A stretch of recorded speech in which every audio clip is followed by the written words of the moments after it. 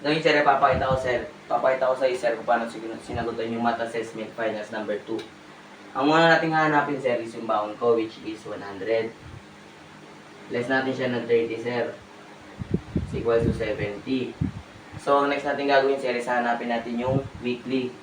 70 times 5 is equals to 350 sir. So, ito yung ano ko sir, weekly ko. Weekly kong baon. Next naman natin hanapin sir is yung monthly. So, ang gagawin natin sir, ita-times natin to sa 4 kasi 4 weeks bago mag-isang buwan sir. So, 350 times 4. 350 times 4 is equals to 1,400 sir. 1,400. So, ito yung monthly ko sir. Ang next naman natin hanapin sir, isa na punta yung 30 pesos.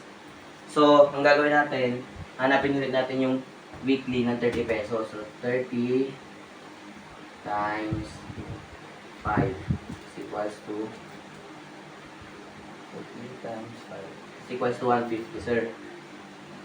150. Ito yung weekly kong naiipon sa everyday na 30 na nag-save ako.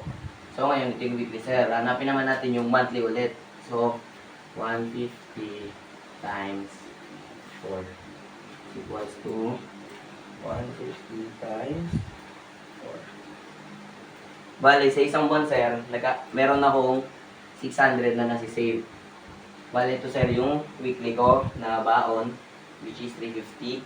Tapos ito naman, yung monthly kong baon, which is 1,400.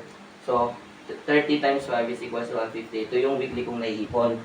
And ito yung monthly kong naipon, 150 times 4 is equals to 600. Ayun lang sir, thank you.